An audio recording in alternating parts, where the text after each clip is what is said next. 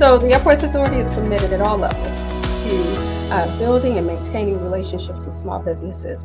It only helps us improve the economy around us. It helps us to develop small businesses and develop meaningful relationships in our community. And we do that through our small business programs. The 9-week program, we really focus on marketing your business to the federal government and to the Airports Authority. Of the cohort, we saw people establish partnerships. We saw businesses connect with prime organizations. We saw them explore other avenues for contracting opportunities, like the federal government.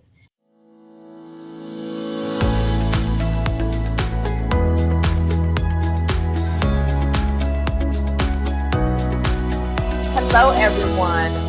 My name is Amy Zife, and today we are joined by Tanisha Lewis, and we are starting up another podcast episode of Zife's Collab Space. Tanisha, it is a pleasure to have you here today. I am so happy to be here. Thank you so much for inviting me, Amy.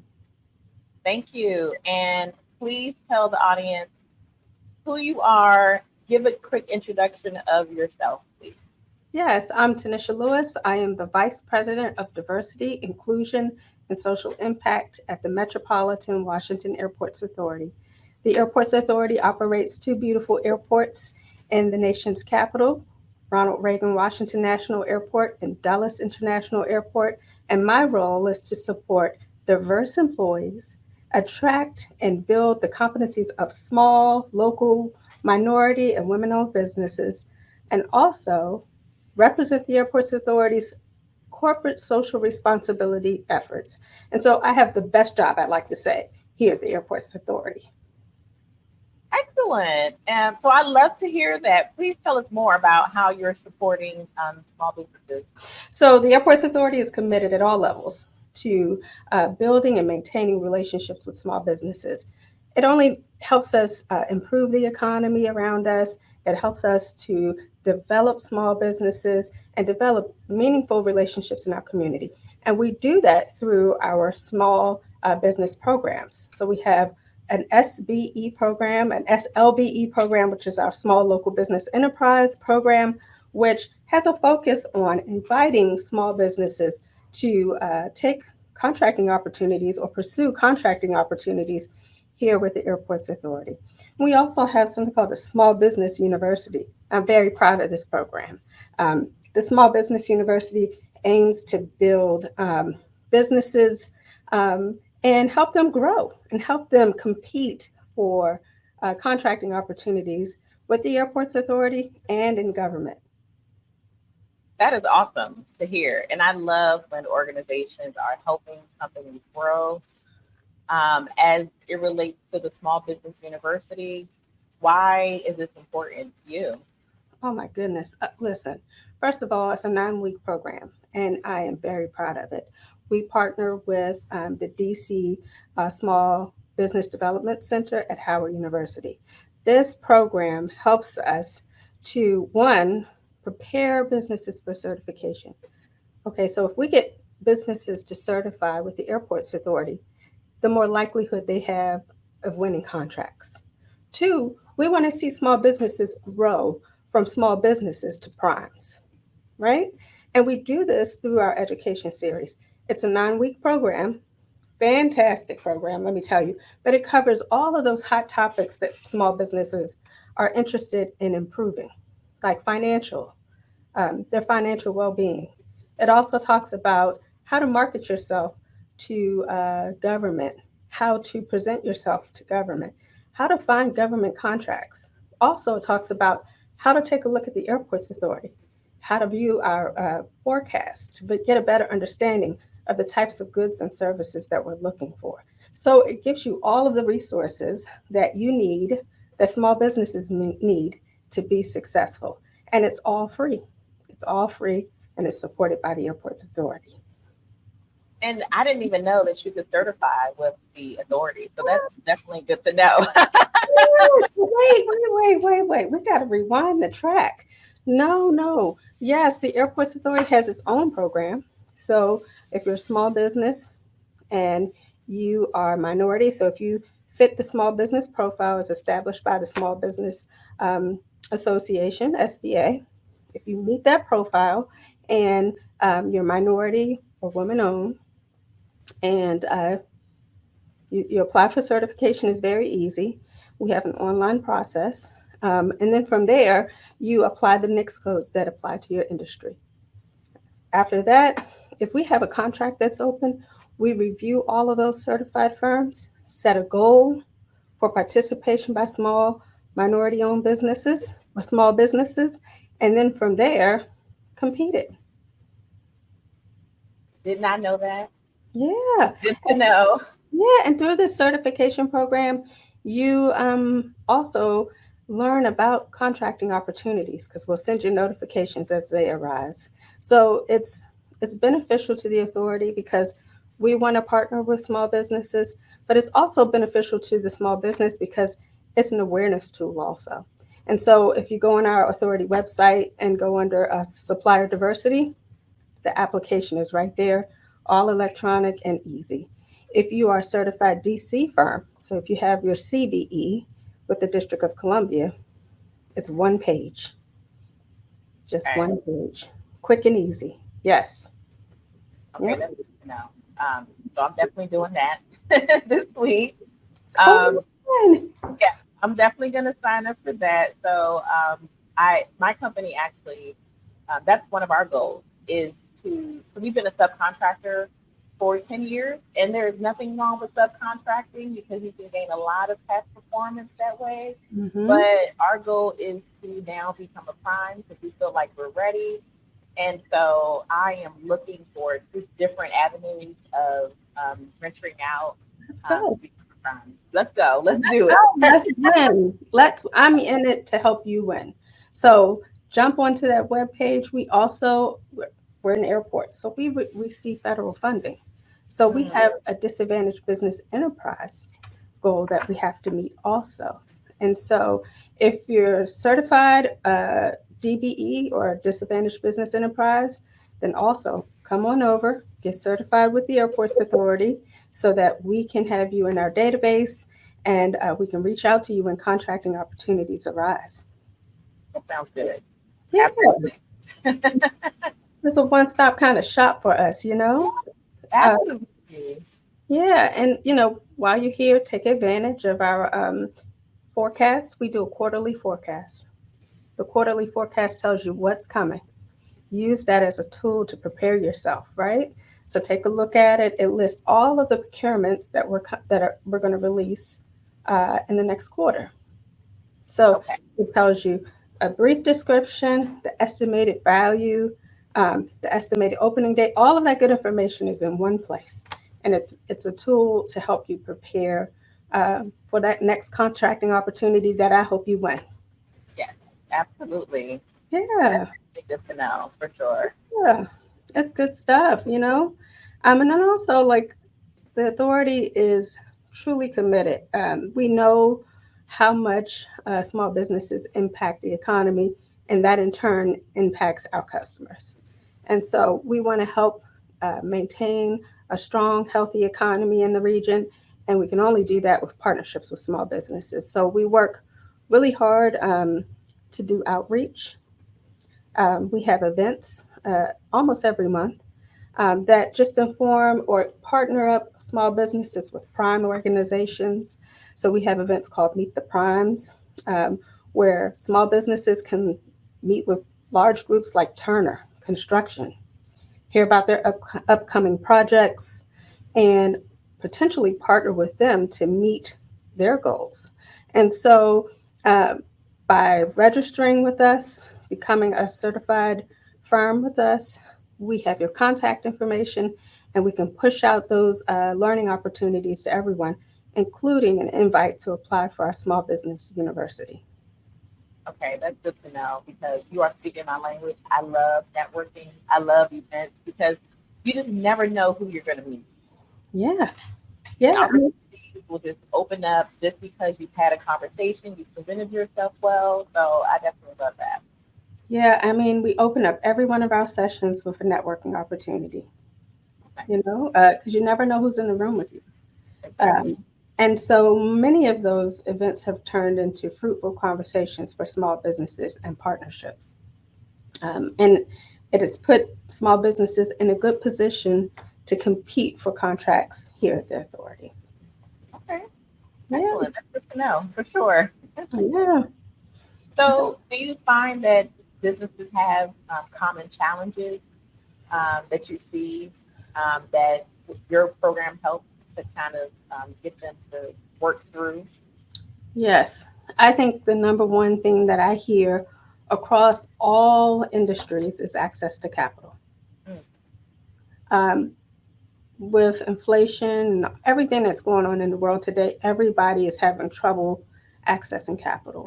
And so we do have a session in our 9 week Small Business University that addresses that, but we also have sessions that are open to the public where we invite lenders, community investment organizations to talk about the pitfalls of credit, to talk about grant opportunities, to talk about how to work in partnership with your bank, your community investor to secure capital for your organization.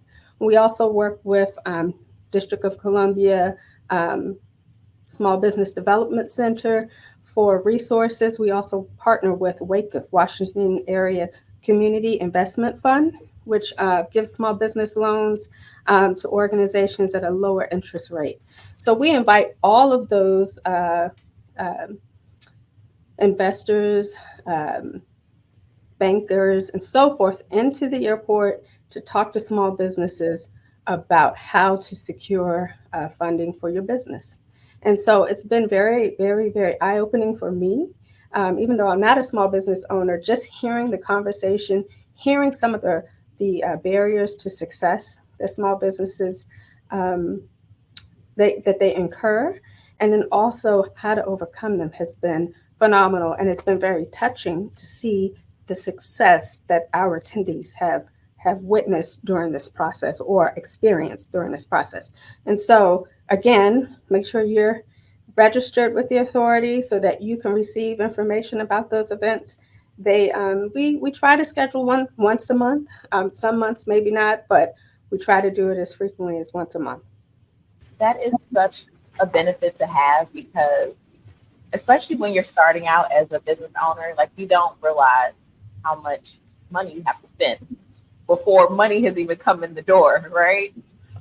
And so just being able to have that education around just filing your taxes or having an accountant that's going to help you do your taxes the right way and just being able to cover payroll and learning how to budget Yes. and having, systems such as QuickBooks, um, and just having those repeatable processes that you do on a regular basis, it Yes. just it just helps you to build up your business more and more because when you get that big contract, you want to be ready.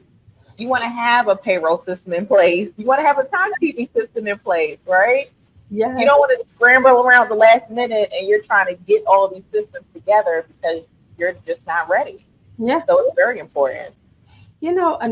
Another piece that I hear from small businesses often is resources.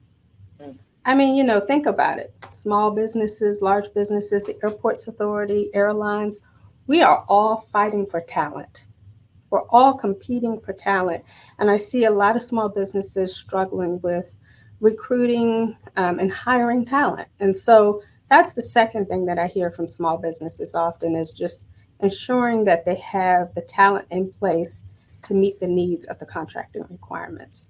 And so we also have a class that helps uh, you identify alternative sources for staffing, also how to post positions and job descriptions so that you're successful in recruiting the right talent for the right position. That's very important because if you win that contract, you need to have the staff in place that's going to get the work done. And I understand. I completely understand as an employee, as a supervisor, manager, VP, it's very hard these days to recruit, hire, and retain good talent. And so that's another challenge I see. And you also said something else about marketing. And that goes back to all the things that you have to do that doesn't have anything to do with the service that you're providing, but it's still a requirement and it's necessary for a small business to also plan for that budget. Yeah. You have to. Or if you don't have the budget for it, you have to fit in the time to make it happen because if people don't know you exist, they don't know what the services are. Like, how are they going to find you? Mhm. Or when you go to that networking event and you say, well, I don't have a website, or I don't have LinkedIn, or I don't have any way for someone to see your web presence or your social presence or your public presence. Yeah. Like, how can they really validate like who you are and what you do if there's nothing that represents your brand? Yeah. And speaking of marketing, I meet a lot of small businesses in my job. And I will say that, a lot of small businesses represent themselves as I can do everything, right? And one of the things that we teach in our 9-week program is ensuring that people market themselves, but market what they're best at. Step into the door and come with a business plan and a presentation that's, like your elevator pitch and present what your capabilities are succinctly to a business so that you actually represent your strengths. And so that's really important for businesses, especially in this day and age. Absolutely. And I feel like when there are businesses who just started out, like they want to be the jack of all trades, and you shouldn't be. Like, you should laser focus on doing this one or two, maybe three things really, really, really well. Because Mhm. that partner company that's larger, they might do a lot of different things. Where if you specialize, then they're going to come to you because you are the expert in that particular domain. Yep. Build a corner in the world for your business, right? I You like have that. to you have to have that niche. You have to say, I'm an expert in this field, not in everything, right? And then marketing to your strengths. Because essentially that's what I'm hiring you for. That's what I'm contracting with you for is your strengths, not everything, just what you do. So find your corner of the world and stick to it. I like that. I like that a lot. You. So you've talked about a number of wonderful things that your program is doing. Are there any particular successes that you have found from certain companies that came out of your program?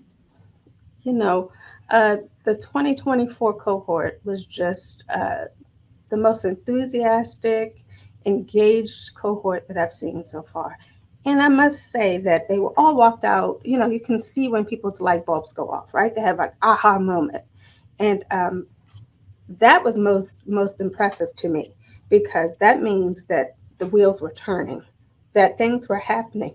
And inside of the cohort, we saw people establish partnerships. We saw businesses connect with prime organizations. We saw them explore other avenues for contracting opportunities, like the federal government. And so I think for me, the number one success is to see people expand their thought, right? A lot of people sit and they've got blinders on. They can only see, oh, I'm going to work for the government. Well, we expanded that for these small businesses. And so, one, we saw confidence. We saw them bid on contracts. We saw them understand their mistakes and pitfalls from the past and take some of those and really apply them. And so, what I will say is that just about every participant in our cohort for 2024 has submitted a bid for a contract here at the Airports Authority. Now, we're still going through the process, so we don't know if they've been selected as a successful bidder.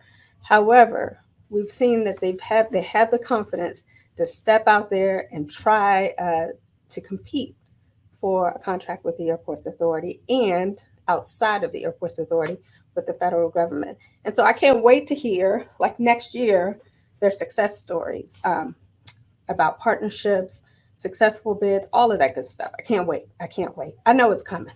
It's coming. Yeah, that is such a good type of exercise to go through because if you have never been on a government contract, you have no clue. what to expect. And there's so many requirements, right? There's Yes. so many compliance levels that you have to consider, and you have to understand like how to read the performance work statement. Yeah. You have to read the tasks that are outlined. You have to then be able to effectively communicate back to the government, this is why you should select me. And you have to make sure that you package it up correctly and submit it correctly so that it's actually considered and not just kicked out, right? Yeah. Because you want to make sure that you represent yourself in the best way when you're submitting those bids, Yeah. and it can be intimidating. Of course. Yeah. And so that's what our 9 weeks is about.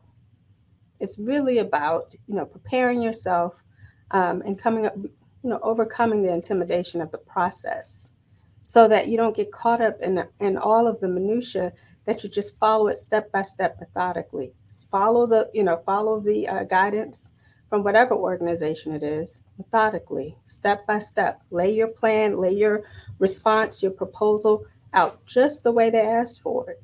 And then making sure that you focus again on what your business is truly good at and applying it to that request for proposals. And I say that the 9 week program, we really focus on marketing your business to the federal government and to the airports authority. And we even do that by giving our participants a sample RFP Nice. for them to respond to. And at the end of that process, our contracting officers review that response and give them feedback on their pitfalls and areas that they can improve. And so I will say that it's all about building that confidence and getting over the hurdle of the requirements, like you said. And it's awesome that your contracting officers are actually providing feedback because sometimes you don't get that. Right. We have a phenomenal Office of Supply Chain Management led by Miss Julia Hodge. Her team, they have a lot of work ahead of them, but they do take time out to ensure that small businesses understand and that they answer the questions that are needed. Because sometimes answering those questions become a learning opportunity for us, right? So our pre-bid conference, we take it really seriously. We sit down and listen to the questions coming from small and large firms just to understand, are we clear? Did we state our requirements clearly? And then from there, go back and revise it if we have to, and then start all over again. It's really important, that feedback from businesses. So one of the things I stress to small businesses is attend the pre-bid conference, ask questions, make sure you understand the requirements, and if you don't, ask more questions. And then sometimes it turns into an amendment to that RFP. That's good to know. Oh yeah. Do you feel like the companies that attend the pre-bid conference, does it give you more of a like insight into the companies that could be interested? Is it more intriguing when they do participate versus them not participating and then just responding? I think always that opportunity to hear questions and answers from other people and get your questions answered is really important, and it gives you a competitive edge, right? But also, when you go back and look at the people who attended the pre bid conference and also look at the plan holders list, you get an idea of the firms that are interested in bidding on the contract. So it gives you an opportunity to get a better understanding of where you sit in that arena, but also gives you an opportunity to identify potential partners. So you could say, hey, you know what? I'm a DBE, I'm a disadvantaged business enterprise, and I'm a partner with this prime so they can meet the DBE requirements on this contract. Let me reach out to Turner Construction or another organization to see if they'd like to partner. Or maybe I can bring something to the table that another small business cannot alone. And so you could partner together and maybe make a difference in your bid submission. That pre-bid and that bidders list, the plan holders list, that's like gold. Nice. Yeah, because a company could see that, maybe there's a different company out there that has maybe past performance at that agency and partner up versus going in solo. Yeah. Um, so I like that a lot. Yeah, it's a great opportunity. Hmm. So, as VP of the program, Hmm. um, is there a particular role you play within the program? It sounds like you do, but I just wanted to kind of dig more into your role. I know that you love your job as well, which is awesome to hear. Yes. Well, as a VP, as a leader of any organization, you set the vision, right? So you set the strategic plan. Well, one of the things that I do, I set the plan, I put it out there, I talk to my team about it, but I allow them to go out, explore, and come back with a recommendation. Um, and I think that's really important because um, I hire you for your expertise, right? So I hear from the CEO and our leadership where we're headed over the next 5 years. I then take that vision and build a vision for my group. I share that vision and then give them the opportunity to build on that vision. Um, so we set internal goals for the organization in diversity, supplier diversity, outreach programs, and our corporate social responsibility programs. But from there, I give my team the leeway to build programs to help us achieve those goals. And so um, I would say that sometimes I can call myself a little bit of a visionary leader because I'm not going to tell you how to do it, but I'm going to tell you what my desired result is. And then my team comes back, and it usually, I would say about 75% of the time, they hit it right on the dot. 80% of the time, it's close. They just need a little bit of feedback, and the rest we collaborate on just to make sure the authority meets its goals and that the Office of Diversity, Inclusion, and Social Impact achieves their goals also. So, it sounds like you trust your team. Yes, I And hired them to do a job. right, that's Yes. awesome that you trust them. And so, do you feel like that's a part of the strategy of being like an effective leader in your role? Yes, yes. And so the Office of Diversity, Inclusion, and Social Impact has been in place for almost 3 years. My team, most of them have been here for at least about 1 to 2 years. And so at this point, the education part is over, and now it's time for them to carry us over the goalpost. And so, yeah, I say, I really trust my team. They're very competent. They they understand the needs and goals of the authority and the community that we serve, and so we work together to achieve that. And it's been a successful partnership, and I truly look forward to an amazing another 5 years and so forth. We've been very successful, yes. That's awesome. That's awesome. It shows longevity, shows that you're committed. So that's amazing. Well, I've been at the authority for over 20 years. Oh wow, that's awesome. Yes, yes, for over 20 years. So you It's, definitely love your job. That's you know, amazing. it's an amazing organization. They value development and growth, both for their employees and the community that surrounds them. And so I think the corporate responsibility of MY is very aligned with the success of our two airports and the success of small businesses, the economy, and the communities around us. And so it's a win-win situation. Who could resist, right? Yes, absolutely. So, Tanisha, what is next for the program? Oh my goodness. So we're continuing our partnership with Howard University. So we will post our next application process in August. So in the fall, we post August, September timeframe. We have an application review process that we go through. We select up to 30 firms. And then we usually start the program in January. Um, and we started with 9 weeks, but we quickly realized that there's some topics that we need to dive deeper into. And so we're looking to extend the program to 11 weeks so that we can devote a little bit more time to those topics that are um, hot topics for small businesses. And we're also looking to possibly apply for accreditation for the program as an executive certificate program because it's such a robust learning curriculum that we feel that it's at a certification level. And so we're going to work towards that. Maybe not next year, but in coming years, we anticipate that it will be a full executive certificate. That's awesome. Yes. Yes. Amazing. Yeah. Is this program accessible to the general public? Like, how can people learn more about this particular program?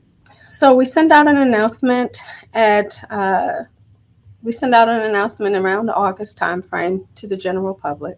You can follow us on social media. We have a LinkedIn page. We also have Facebook. So it's on. We have Instagram. It's on social media. So follow us first and foremost. We'll put the posting out for applications, and it'll be posted on our webpage also. And so the general public can apply. Usually, what we try to do is align our cohort with the areas that we see the most procurements coming, the most RFPs being issued.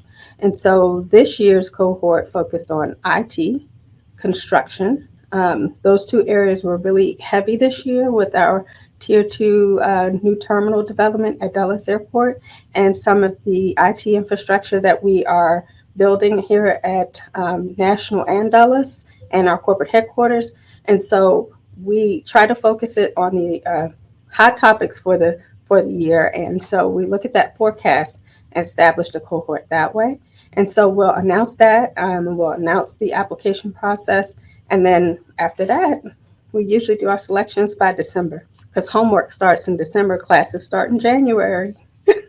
Nice. And so your social media is always Metropolitan Washington Airports Authority, correct? So we post it on all of our social media and on our webpage under supplier diversity. Okay, sounds good. Tanisha, it has been an absolute pleasure having you today. You've shared so much great information, and I'm sure the audience will just gain so much insight from this episode. So I really appreciate you joining me today. Oh my goodness, it has been a pleasure and an honor. I really appreciate you inviting me to join you, and I look forward to working with your viewers. Thank you so much.